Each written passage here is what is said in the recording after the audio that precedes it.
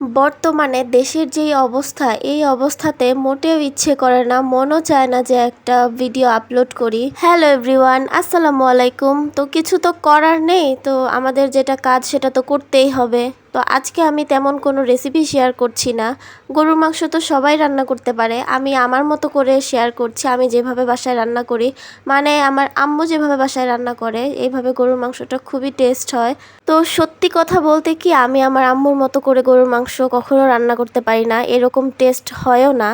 গরুর মাংসটা রান্না করার জন্য এখানে আমি প্রায় 4 কেজির মতো মাংস নিয়েছি, মানে 4 কেজির চেয়ে একটু বেশিই হবে। আর এখানে আমি আদা রসুন পেস্ট, রাঁধুনির যে গরুর মাংসের মশলা আছে সেই মশলাটাও আমি দিয়ে দিয়েছি হাফ প্যাকেট। এখানে হলুদের গুঁড়া, মরিচের গুঁড়া, জিরার গুঁড়া, আর হচ্ছে যে গরম মশলার গুঁড়া, এটা বাসায় কয়েকটা মশলা একসাথে মিক্সড করে এটা তৈরি করা।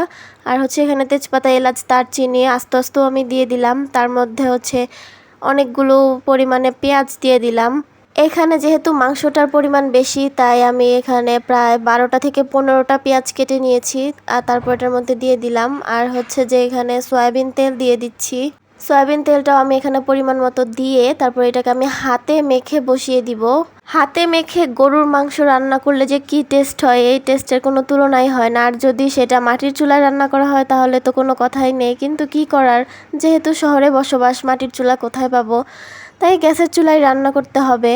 আর এই যে মাংসটা খুব ভালোভাবে মাখিয়ে নিচ্ছি, এত ভালোভাবে মাখতে হবে যেন মাখার মধ্যেই মনে হচ্ছে যে রান্না করা হয়ে গেছে, তাই না? দেখতে কালারটা কত সুন্দর এসেছে।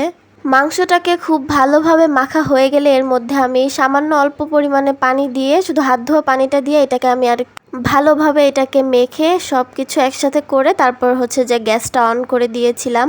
আর হচ্ছে যে এই যে একটা বলক আসার পর হচ্ছে মাংসটা দেখতে ঠিক কেমন হয়েছিল। আর এখন এটাকে খুব ভালোভাবে একটু নেড়ে চেড়ে মিশিয়ে দেওয়া হবে। তো এটাকে আমি খুব ভালোভাবে নেড়েচেড়ে মিশিয়ে নিচ্ছিলাম।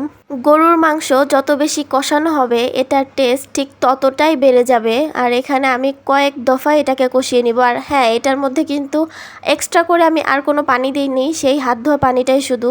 গরুর মাংস থেকে তো এমনিতেই অনেকটা পানি উঠে যায়, আর এই পানিটা দিয়েই কিন্তু আমি প্রায় 1 ঘন্টার মতো কষিয়ে নিয়েছি।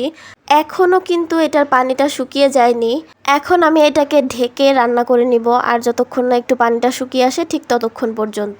আর এই যে আমি অফ ক্যামেরায় এখানে 1 মগের মতো পানি দিয়ে দিয়েছিলাম, আর ওই পানিতেই কিন্তু এটা পুরোপুরি রান্না কমপ্লিট হয়ে গিয়েছে। আর এই যে এটা হচ্ছে নামিয়ে ফেলার প্রায় 5 মিনিট আগের চিত্র, এইরকমই আমি মাংসটা রেখেছি। এরপর এটাকে আমি নামিয়ে ফেলেছি। মাংসটা দেখতে কিন্তু খুবই সুন্দর হয়েছে, খেতেও অনেক টেস্ট হয়েছে। আমার ভিডিওটি যদি ভালো লাগে প্লিজ ফলো মাই পেজ। আজ এই পর্যন্তই, টাটা, আল্লাহ হাফেজ।